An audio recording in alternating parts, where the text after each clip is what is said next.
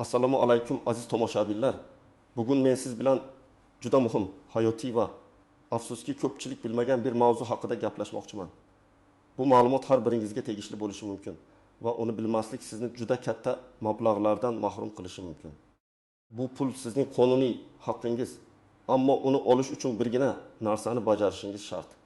Agar siz shu vaqtgacha qandaydir qo'shimcha to'lovlar, nafaqalar yoki imtiyozlarni olmagan bo'lsangiz, demak, bugungi video aynan siz uchun. Men sizni ogohlantirmoqchiman. Bu pulni olish uchun ariza yozishingiz kerak. Ariza yozmasangiz, siz hech narsa olmaysiz. Bu shunchaki ogohlantirish emas, bu fakt. Shuning uchun darhol kanalimga obuna bo'ling, bu videoga like bosing va diqqat bilan oxirigacha tomosha qiling. Chunki bu ma'lumot sizning oilaviy byudjetingizni sezilarli darajada yaxshilashi mumkin. Muammoning mohiyati juda oddiy, lekin uning oqibatlari juda jiddiy. Ilgari ko'plab nafaqalar, kompensatsiyalar yoki qo'shimcha to'lovlar avtomatik tarzda belgilanar edi. Ya'ni siz bir marta ariza topshirsangiz, keyin tizim o'zi sizning ma'lumotlaringizni yangilab, to'lovlarni qayta hisoblab chiqarishi mumkin edi. Yoki ba'zi imtiyozlar haqida jamoatchilik xabardorligi yuqori bo'lib, odamlar o'z vaqtida murojaat qilishardi. Ba'zi hollarda esa biron bir yangi qonun yoki qaror qabul qilinganda, tegishli idoralar o'zlari fuqarolarga xabar berib, ularni xabardor qilishga harakat qilardi. Bu qaysidir ma'noda qulay edi, odamlardan kamroq harakat talab qilinardi. Siz shunchaki biror narsani bir marta rasmiylashtirardingiz va keyin uning davom etishini kutardingiz. Ammo bugungi kunda vaziyat ancha murakkablashgan. Qonunchilik doimiy ravishda o'zgarib boradi. Yangi turdagi imtiyozlar joriy etiladi, mavjudlarning shartlari o'zgaradi. Davlat byudjeti va ijtimoiy himoya tizimi yanada shaffof va adolatli bo'lishga intilayotgani sababli har bir to'lov, har bir nafaqa aniq bir talabga asoslanishi shart. Bu degani sizga tegishli bo'lgan har qanday qo'shimcha mablag'ni olish uchun sizning faol ishtirokingiz, ya'ni ariza yozishingiz talab qilinadi. Ko'pchilik menga shundoq hamla berishadi-ku yoki men qariya odamman, ular o'zlari bilishadi-ku deb o'ylashi mumkin. Yo'q, afsuski, hozir bunday emas. Hech kim sizning eshigingizni taqillatib, sizga pul tegishli, keling, arizangizni yozib beraylik demaydi.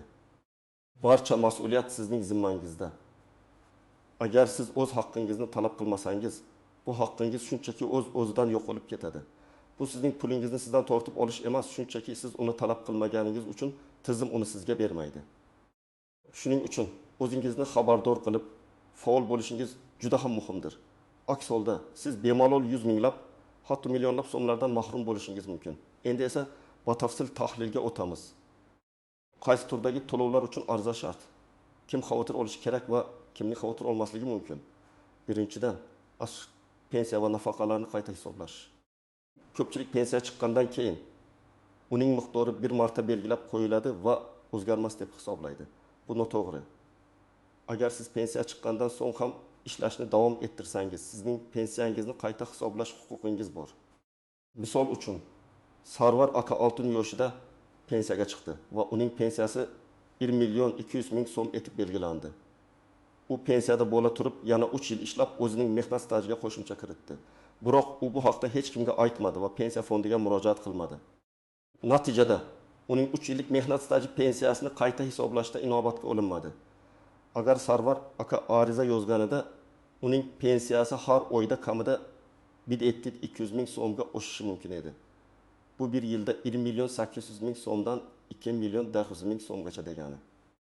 3 yil davomida esa bu 5.400.000 so'mdan 7.200.000 so'mgacha bo'lgan juda katta pulni Sarvar aka shunchaki ariza yozmagani uchun yo'qotgan. Bu kabi holatlar ko'p uchraydi. Shuningdek, ba'zi bir maxsus xizmatlar, masalan, og'ir mehnat sharoitlarida ishlaganlik uchun yoki ilmiy daraja kabi omillar ham pensiyani oshirishga sabab bo'lishi mumkin. Lekin buning uchun ham ariza shart. Ikkinchidan, nogironlik nafaqalari va uning muddati o'tishi. Agar siz nogironlik nafaqasi oluvchi bo'lsangiz va belgilangan muddat o'tib, qayta ko'rikdan o'tishingiz kerak bo'lsa, bu jarayonni o'zingiz boshlashingiz kerak. Oysha opa 3 yillik nogironlik nafaqasi oluvchi edi. Muddati tugashiga 2 oy qolganda unga hech qanday xat kelmagach, u xotirjam bo'ldi. Oysha opa ular o'zlari bilishadi, vaqti kelganda chaqirishadi deb o'yladi. Ammo hech kim uni chaqirmadi va 3 yil tugagach nafaqa to'xtadi. Afsuski Oysha opa yangi ariza yozmaganligi va tibbiy ko'rikdan o'tish uchun murojaat qilmaganligi sababli bir necha oy davomida nafaqasiz qoldi. Bu uning uchun jiddiy moliyaviy qiyinchiliklarni keltirib chiqardi. Nogironlik nafaqasini uzaytirish yoki qayta rasmiylashtirish uchun ham doimo sizning faolligingiz talab qilinadi. Bu nafaqat nafaqani uzaytirish, balki ba'zi hollarda nogironlik guruhining o'zgarishi, yomonlashishi bilan bog'liq holda nafaqa miqdorini oshirish uchun ham amal qiladi. Uchinchidan, asoz bolalar uchun nafaqalar va bir martalik to'lovlar.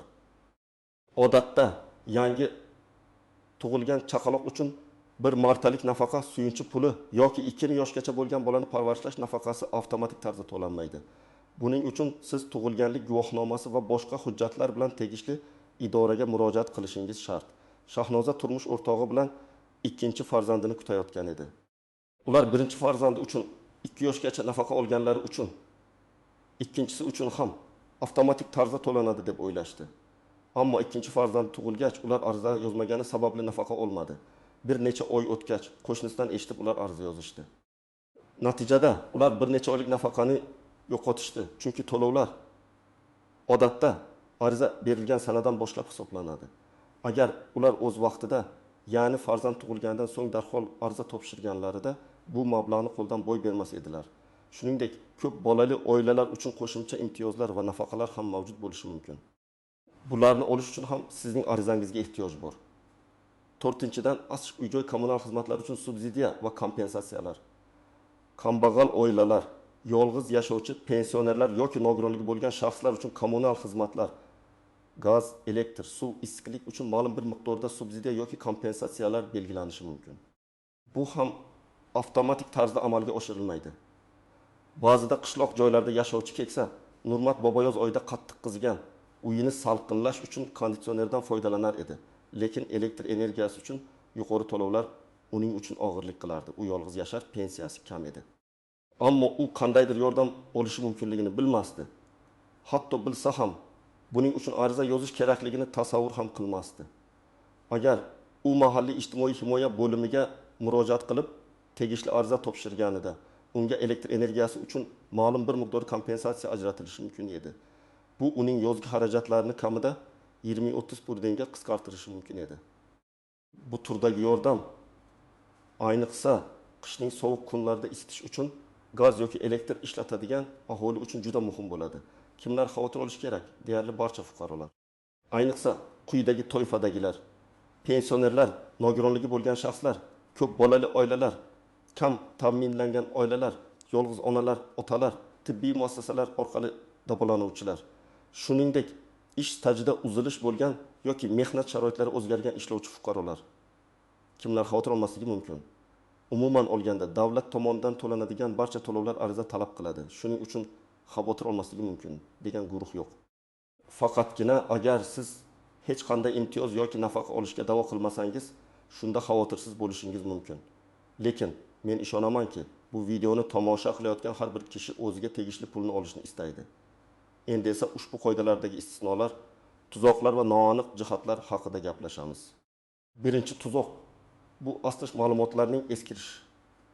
Ba'zi nafaqalar yoki imtiyozlar oila tarkibi, daromad darajasi yoki yashash sharoitlari o'zgarganda o'zgarishi mumkin. Masalan, oilaning daromadi oshsa, ular kam ta'minlanganlik maqomini yo'qotib, nafaqadan mahrum bo'lishi mumkin. Aksincha, daromad kamaysa yoki oila a'zosi ko'paysa, yangi imtiyozlarga ega bo'lishlari mumkin. Bu o'zgarishlar haqida ham tegishli idoraga o'zingiz xabar berishingiz shart. Misol uchun, Madina opa bir yil oldin kam ta'minlangan oila sifatida nafaqa olar edi. Keyinchalik uning turmush o'rtog'i yaxshi ish topib, oilaning daromadi sezilarli darajada oshdi. Madina opa bu haqda ijtimoiy himoya bo'limiga xabar bermadi. Bir necha oydan so'ng tekshiruv natijasida Madina opa noto'g'ri nafaqa olib kelgani aniqlandi va u ortiqcha to'langan pullarni qaytarib berishga majbur bo'ldi. Bu albatta noxush vaziyat. Shuning uchun o'zgarishlar haqida o'z vaqtida xabar berish ham muhim. Ikkinchi nuansa bu asta muddatlar va retrospektiv to'lovlar.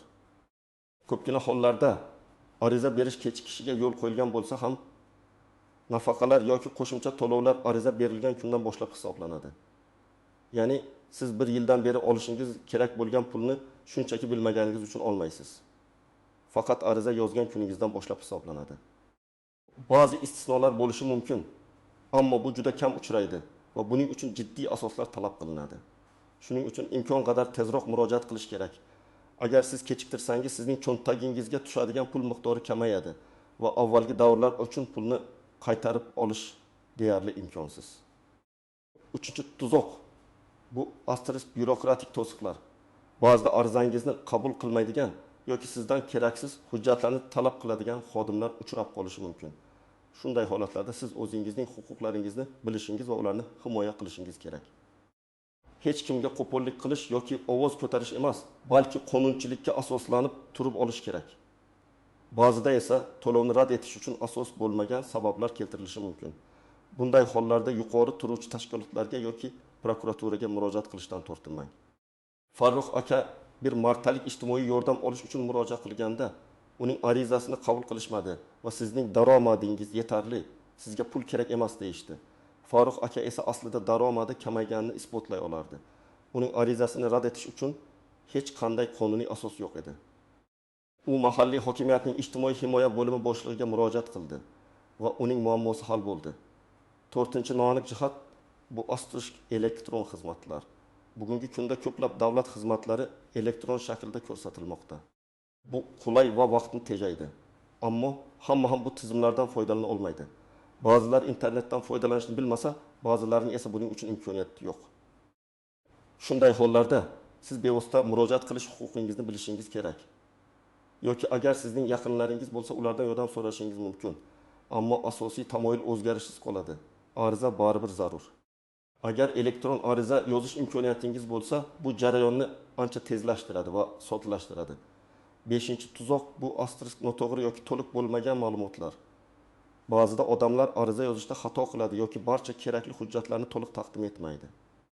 Bu esa arizaning ko'rib chiqilishini kechiktiradi yoki rad etilishiga olib keladi. Misol uchun, Dilfuza opaning pensiyasi qayta hisoblash uchun arizasi rad etildi. Chunki u mehnat daftarchasidagi bir nechta ish joyi haqidagi ma'lumotlarni tasdiqlovchi hujjatlarni, masalan, arxivdan ma'lumotnomalar taqdim etmagan edi. Natijada u yana bir necha oy kutishga majbur bo'ldi. Har doim barcha talab qilingan hujjatlar ro'yxatini aniqlab olish va ularni to'liq taqdim etishga harakat qiling. Xulosa qilib aytganda, bugungi kunda davlatdan qandaydir qo'shimcha to'lov, nafaqa yoki imtiyoz olish uchun sizning faol ishtirokingiz va arizangiz zarur. Hech narsa o'z-o'zidan sodir bo'lmaydi. Bu pul sizning qonuniy haqqingiz bo'lishi mumkin, lekin uni olish uchun qadam tashlashingiz shart. Endi esa amaliy maslahatlar, nima qilishingiz kerak? Axborotni o'rganing. Avvalo, sizga qanday qo'shimcha to'lovlar, nafaqalar yoki imtiyozlar tegishli bo'lishi mumkinligini aniqlang. Buning uchun o'zingizning yashash joyingizdagi mahalla va oilani qo'llab-quvvatlash bo'limlari, pensiya fondi bo'limlari, ijtimoiy himoya agentligining mahalliy bo'limlari yoki davlat xizmatlari markazlariga DXM murojaat qiling. Ularning rasmiy veb-saytlarida ham tegishli ma'lumotlar mavjud bo'lishi mumkin. E-davlat portali my.gov.uz ham juda ko'p ma'lumotlarni o'z ichiga oladi. Kerakli hujjatlarni to'plang. Har bir turdagi to'lov uchun o'ziga xos hujjatlar ro'yxati talab qilinadi. Umumiy qilib aytganda, sizga quyidagilar kerak bo'lishi mumkin. Pasport asli va nusxasi, nikoh guvohnomasi agar oilaviy holatingizga bog'liq bo'lsa. Farzandlarning tug'ilganlik guvohnomalari, agar bolalar uchun nafaqa bo'lsa, daromadlar haqida ma'lumotnoma, ish joyingizdan, soliqlardan, mehnat daftarchasi, asli va nusxasi yoki elektron mehnat daftarchasi ma'lumotlari. Tibbiy xulosa yoki nogironlik haqidagi hujjat, agar nogironlik nafaqasi bo'lsa, bank hisob raqami rekvizitlari pulni o'tkazish uchun. Arizani tasdiqlovchi boshqa hujjatlar, masalan, uy-joyga egalik huquqi, oila a'zolari tarkibi haqida ma'lumotnoma hokazo. Murojaat qilishdan oldin aniq qaysi hujjatlar kerakligini telefon orqali yoki shaxsan borib bilib oling. 30. Ariza yozish. Ariza o'zingizning ismingizga, familiyangizga va yashash manzilingizga muvofiq tegishli idora rahbariga yozilishi kerak. Arizada sizning so'rovingizning mohiyatini aniq va ravshan qilib bayon eting. Masalan, men familiya otasining ismi, tug'ilgan sana, pasport seriyasi va raqami, pensiyamni qo'shimcha ish staji, nogironlik guruhim o'zgarganligi, ko'p bolali oila ekanligim sababli qayta hisoblashni, nafaqa belgilashni so'rayman. Arizaga ilova qilinayotgan hujjatlar ro'yxatini ko'rsating. Arizaning ikkita nusxasini tayyorlang. Birini topshirasiz, ikkinchisiga esa qabul qilib olgan xodimning imzosi, sanosi va tashkilotning muhri qo'yilgan holda o'zingizda saqlaysiz. Bu sizning arizangiz qabul qilinganligini tasdiqlovchi dalil bo'ladi. 4 asrlik murojaat joyi. Pensiya va nafaqalarni qayta hisoblash uchun O'zbekiston Respublikasi Pensiya jamg'armasining hududiy bo'limlariga, nogironlik nafaqasi uchun tibbiy ijtimoiy ekspertiza komissiyasi TMK orqali va pensiya jamg'armasiga, qo'llab-quvvatlash bo'limlari yoki davlat xizmatlari markazlari orqali. Uy-joy kommunal xizmatlari uchun subsidiyalar ijtimoiy himoya agentligining mahalliy bo'limlari, ba'zi hollarda DXM orqali, elektron murojaatlar my.uz portali orqali tegishli xizmatni tanlab kuzatib boring. Arizangiz topshirilgandan so'ng uning ko'rib chiqilishi holatini kuzatib boring. Agar belgilangan muddat ichida javob bo'lmasa, tegishli idoraga yana murojaat qiling yoki yuqori turuvchi tashkilotlarga shikoyat qiling. Unutmang, bu pul sizning haqqingiz va siz uni olish uchun kurashishingiz kerak. Hech kim siz uchun buni qilmaydi. O'zingizni xabardor qiling, faol bo'ling va o'zingizga tegishli bo'lgan barcha imtiyozlar va to'lovlarni oling. Aziz do'stlar, umid qilamanki, bu video siz uchun juda foydali bo'ldi. Men sizga juda muhim ma'lumotni yetkazishga harakat qildim. Sizning oilaviy byudjetingizga qo'shimcha daromad kirib kelishiga yordam berish mening maqsadim. Agar siz hozirgina aytilgan ma'lumotlar orasida o'zingizga tegishli bo'lishi mumkin bo'lgan biron bir jihatni topgan bo'lsangiz, bir daqiqa ham kechiktirmasdan harakat qiling. Bu videoni yaqinlaringizga, do'stlaringizga, qarindoshlaringizga yuboring. Chunki ular ham bu ma'lumotdan bexabar bo'lishi mumkin. Birgina ariza ularning hayotini o'zgartirishi mumkin. Sizning fikringiz men uchun juda muhim. Ushbu mavzu bo'yicha qanday fikrdasiz? Siz o'zingiz yoki tanishlaringiz orasida shu kabi holatlarga duch kelganmisiz? Izohlarda o'z tajribangizni yozib qoldiring. Bu boshqa tomoshabinlar uchun ham foydali bo'lishi mumkin. Video yoqqan bo'lsa, albatta like bosing va kanalimga obuna bo'lishni unutmang. Kelgusi videolarda ham siz bilan shunga o'xshash muhim va dolzarb mavzularda uchrashamiz. Sog' bo'ling. O'zingizga va yaqinlaringizga g'amxo'rlik qiling.